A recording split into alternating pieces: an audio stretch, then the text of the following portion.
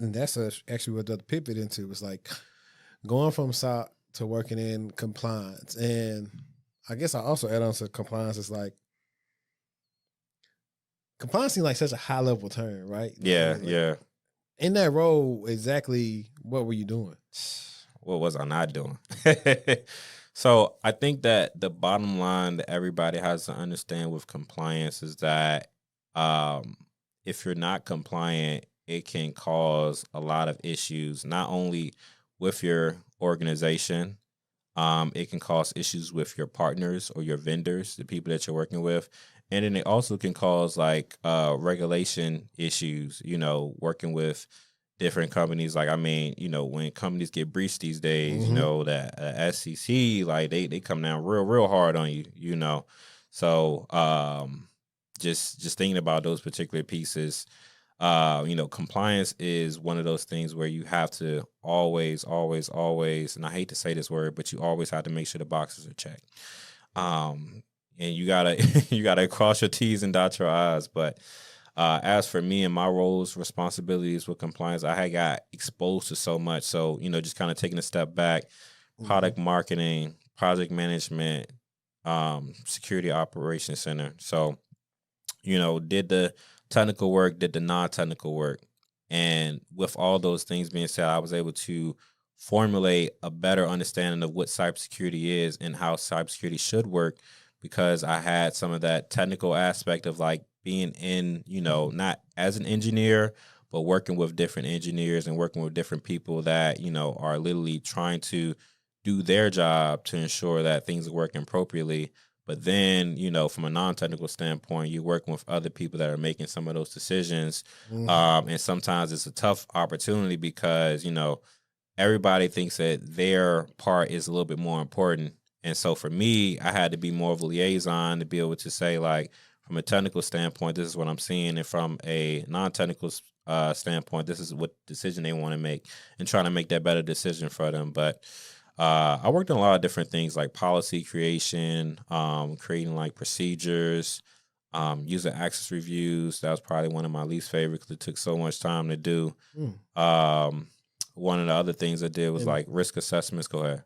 No, keep on. Oh, yeah. I did some third-party risk management work. I think one of the things I can say I'm most proud of is building the security awareness training program for the year that stretched across 3 different business units. So that was really key. And then did some other stuff as well to really support the business. But yeah, man, love my time in compliance. Oh, I mean, talked about all these things I did, but I had to ensure that we were ready for external audit, right? So did some internal audit stuff during that particular time to prepare for the external audit. So when we had to get compliant with, our SOC 2, our PCI, our HIPAA regulations, we had a third-party vendor to come in to assess us from those particular requirements. Had to make sure that all those boxes were checked, and I hate saying that when it comes to security. So y'all don't hurt me too bad after this, all right? That's doing your job, and I'm glad you actually answered the questions about what you guys had to be compliant to, because I was going to ask like what different frameworks for a telecom company that they have to adhere to. I mean, of course, everybody's HIPAA and the other stuff. Funny enough, you mentioned third-party risk. I love it. I love third-party risk. Okay, so it's okay. No, so like scenario time. Yeah, I don't know if you're familiar, but I reported. It really technically was last week. Even though I dropped it this week. Okay. The global grocery distributor, UNFI. Okay. They distribute food to a lot of companies, but in particular, they were breached. And this led to Whole Foods not being able to get their shipments because pretty much this is a supply chain issue at this time. Risk assessment. Yeah. Now, in my mind, I said, okay, they were not thinking about disaster recovery or whatever you want to call it. Yeah. Contingency plans, right? Business business? Business continuity. There we go. Business continuity. I'm like, okay, in situations like that, when you plan out, if something should happen to this distributor, we should have a backup distributor. Yeah. And it seems like they don't have a backup distributor. So for risk assessments, Is that kind of stuff that y'all do? Is like, okay, if this happens, then this. If this, and this. That's a good question. When it comes down to like conducting a risk assessment, we understand what are the probable cause of the risk and understanding what are the consequences and the severity levels to give you a better understanding of the risk the risk to the organization. Now, the misconception is that a lot of people believe that when you have risk, that you should get it all off your plate. And that's never going to happen. Yeah. Like, that's never going to happen. You have to understand for your organization, what type of risk appetite do you guys have? What are you able to take on, and what are you able to say, these are manageable risks that we can, have, and are we looking to accept, because, you have the 4 different components, the mitigation piece, which is, ending it all.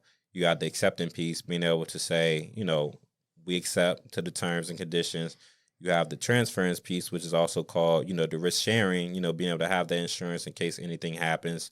And then you have the avoidance piece, which is essentially like, yeah, we're gonna make sure that we ain't got to worry about this. So let's pull the rug with a lot of different things. But going back into your question, I believe that conducting a risk assessment just will give you a better understanding of what type of risks will come into place. But we wouldn't hone in on like the backup plans, because nobody's really prepared for those type of backup situations. I mean, not to call out any organizations today, but we seen about a year ago with the CrowdStrike situation, how it was an evident opportunity to see that how so many organizations are built upon technology today. We leverage technology to the full scope of what it's supposed to do, which is supposed to make our lives more better. We're supposed to be able to use it to scale and create more efficiencies for our group.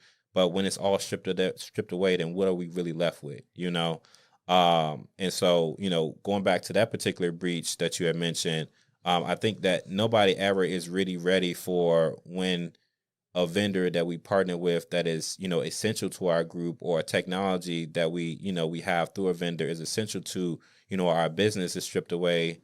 Are we really ready to have that conversation of what is the business continuity plan, in that particular place? And a lot of people don't think that far ahead. They just think about, if we're in business, we operating, we're crossing our T's, dotting our I's, ensuring that everything is going the right direction. And, job is done. But is it really done? Right. And oops, this thing's going on too much. Nah, you could. While you were saying that, I just thought about the CrowdStrike thing, but when I guess that's a risk acceptance. Simply because we know it's an issue with like no QA, but that definitely should be something that has to make sure it's compliant. That doesn't do something like that in the future. Exactly.